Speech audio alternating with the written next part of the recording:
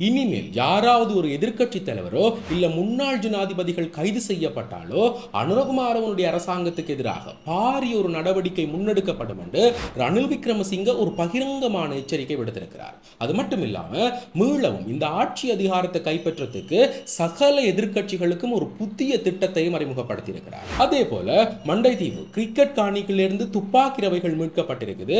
சட்டத்தரணியினுடைய வீட்டில இருந்து ஆயுத களஞ்சிய சாலை கண்டுபிடிக்கப்பட்டிருக்குது. அக்டோபர் 1ஆம் தேதியிலிருந்து மெட்ரோ திட்டமும் அறிமுகமாகுது. ஆக இவையெல்லாம் என்னன்றப்பட்டுதான் இந்த காணொலியில விளக்கமா பார்க்க போறோம். அதுக்கு முதல் இப்பதான் நீங்க சேனலுக்கு புதுசா வந்திருக்கீங்கன்னு சொன்னா சேனலை சப்ஸ்கிரைப் செய்து நெஞ்சு கொள்ளுங்க. அப்பதான் இது தொடர்பில் நாங்கள் போடக்கூடிய சகல காணொலிகளையும் நீங்க பார்க்கக்கூடியது போல இருக்கும். என்ன விடயம் என்று சொன்னா, நேற்றைய தினம் இந்த முன்னாள் ஜனாதிபதி ரணில் விக்ரமசிங்கவால ஐக்கிய தேசிய கட்சியினுடைய 79வது ஆண்டு விழா நடத்தப்பட்டது. இதுல இந்த எதிர்க்கட்சியை சேர்ந்திருக்கக்கூடிய பல முக்கிய உறுப்பினர்கள் கலந்து கொண்டிருந்தவர்கள். அங்க வச்சு இந்த ரணில் விக்ரமசிங்க ஒரு சர்ச்சையான உரை ஆற்றியிருக்கிறார். என்ன சொல்லியிருக்கிறாருன்னா, முதல்ல தான் லண்டனுக்கு மேற்கொண்ட விஜயம் என்றது முழுக்க முழுக்க உத்தியோகபூர்வமானது. லண்டன் பல்கலைக்கழகத்தில இருந்து எனக்கும் என்னுடைய மனைவியாருக்கும் அழைப்பிதழ் வந்திருந்தது. அந்த அழைப்பிதழ்களையும் நாங்கள் விசாரணை பிரிவிட்ட சமர்ப்பிச்சிருந்தாங்க. இருந்தாலும் சகல ஆவணங்களும் எனக்கு ஆதரவாக இருந்தாலும் கூட இந்த அனுரகுமாரனுடைய அரசாங்கம் என்ன கைது செய்திருக்குது. இங்கதான் நாங்களும் ஒரு கேள்வியை கேட்க முடியும். அதாவது இப்ப அண்மையில ஜனாதிபதி அனுரகுமார திசாநாயக்கா ஜேர்மனுக்கு ஒரு விஜயம் மேற்கொண்டிருந்தவர். ஆனா அங்க வைத்து எந்த விதமான அரச முக்கியஸ்தர்களையுமே சந்திக்கல. அப்படின்னு சொன்னா இது ஒரு அரச விஜயமா, இதற்கு பின்னணியில என்ன நடந்தது என்று சொல்லி எங்களாலையும் கேள்வி கேட்க முடியும் என்று இந்த ரணில் விக்ரமசிங்கே எச்சரித்திருக்கிறார். அதே போல என்ன கைது செய்யறதுக்கு இந்த குற்றப்பத்திரிகையை தாக்கல் செய்தது, என் மேல குற்றம் சுமத்தினது வேற யாரும் இல்ல, இப்ப இருக்கக்கூடிய இந்த ஜனாதிபதி அனுரகுமாரனுடைய பிரத்யேக செயலாளர் தான் இந்த விடயங்களை செஞ்சது.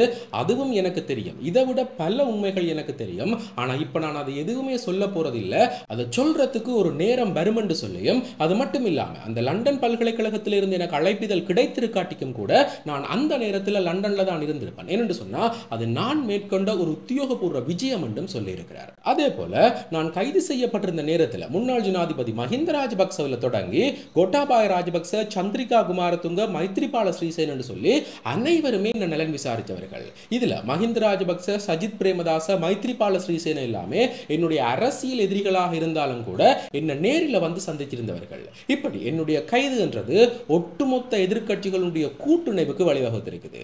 இனிமேல் யாராவது ஒரு எதிர்க்கட்சி தலைவர் கைது செய்யப்பட்டாலோ இல்ல முன்னாள் ஜனாதிபதிகளுக்கு எதிராக இந்த அரசாங்கம் நடவடிக்கை எடுக்க வந்தாலோ உடனடியாக நாங்கள் அனைவருமே ஒன்று சேர்ந்து ஒரு பாரிய நடவடிக்கையை முன்னெடுப்போம் என்று சொல்லி கடும் தொனியில ஒரு எச்சரிக்கை விடுத்திருக்கிறார். அதே போல மீளவும் இந்த எதிர்க்கட்சிகள் ஆட்சியை கைப்பற்றணும் என்று சொன்னா நாடு முழுவதும் 1000க்கும் மேற்பட்ட பேரணிகளை நடாத்தணும், பலவிதமான கூட்டு சந்திப்புகள் பிரச்சாரங்களில் ஈடுபடணும் என்று சொல்லி இந்த ரணில் விக்ரமசிங்க சொல்லியிருக்கிறார். அதாவது இதே போல ஒரு கூட்டு சந்திப்புகள், பிரச்சாரங்கள், பேரணிகளில் ஈடுபட்டு தான் 1975ஆம் ஆண்டு எதிர்க்கட்சியினுடைய தலைவராக இருந்த ஜே.ஆர். ஜெயவர்தன ஆட்சியை கைப்பற்றியிருந்தவர்.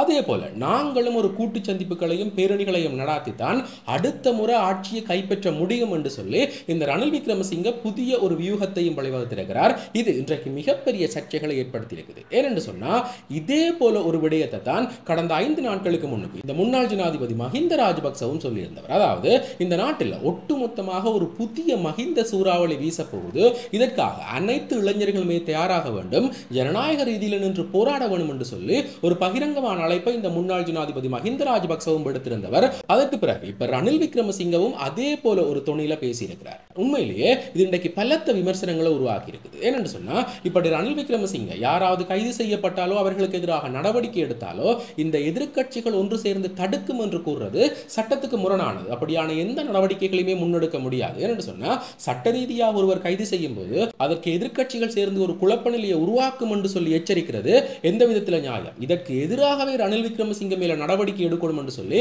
இப்ப பல கோரிக்கைகள் முன்வைக்கப்படுது. அதே போல இந்த ரணில் விக்ரமசிங்கவனுடைய உரையில இருந்தும் மஹிந்த ராஜபக்சவனுடைய நடவடிக்கையில இருந்தும் இவர்கள் மீளவும் ஆட்சி அதிகாரத்தை கைப்பற்ற எண்ணத்தில் இருக்கிறார்கள். ஆக இதற்காக அவர்கள் என்ன திட்டங்களை செயற்படுத்த போகிறார்கள், எப்படிப்பட்ட புதிய குழப்ப நிலைகளை உருவாக்க போகிறார்கள் என்று சொல்லி இப்ப மிகப்பெரிய ஒரு அச்சம் ஏற்பட்டிருக்குது. இது தொடர்பில் ஜனாதிபதி அனுரகுமாரனுடைய அரசாங்கம் என்ன செய்ய போகுது, எப்படியான பதில்களை வெளியிட போகுது என்றதை பொறுத்திருந்துதான் பார்க்கணும். அதே போலதான் வருகிற அக்டோபர் மாதம் 1ஆம் தேதியிலிருந்து இலங்கையில் 300க்கும் மேற்பட்ட மெட்ரோ பேருந்து திட்டங்கள் அறிமுகப்படுத்தப்படும் என்று சொல்லி போக்குவரத்து அமைச்சர் பிமல் ரத்நாயக்க சொல்லியிருக்கிறார். இதுல சரிக்கரவாசிக்கு மேல பெண் சாரதிகள் தெரிவு செய்யப்பட போகிறதாகவும் இப்ப அவர்களுக்கான நேர்காணல்கள் இடம்பெற்றுக் கொண்டிருக்குது. அது மட்டும் இல்லாம இவர்களுக்கான சீருடை இவ்வளவு நாளும் இருந்த சாதாரண சீருடை இல்லை என்று சொல்லியும் அது ஆண்களோ பெண்களோ அனைவருக்குமே இந்த விமான பணிப்பெண்களை ஒத்த தரமுயர்ந்த ஆடைகள் வழங்கப்படும், அதனுடைய வடிவமைப்பு எல்லாமே பூர்த்தி செய்யப்பட்டு விட்டது என்று சொல்லி இந்த அமைச்சர் பிமல் ரத்நாயக்க சொல்லியிருக்கிறார். உண்மையிலேயே மிகச்சிறந்த விடயம். இந்த மெட்ரோ பேருந்து என்றது இலங்கையினுடைய அரசாங்கத்தால் அங்கீகரிக்கப்பட்டாலும் அது முழுமையாக தனியார் ரீதியில தான் செயற்படுத்தப்படும் என்று சொல்லியும், ஆனா அரசாங்கத்தினுடைய சகல கட்டுப்பாடு சகல விதிமுறைகளுக்கு முற்பட்டு முழுமையான மேற்பரிசோதனை செய்யப்படும் என்று சொல்லி அமைச்சர் பிமல் ரத்நாயக்க உறுதிப்படுத்தியிருக்கிறார்.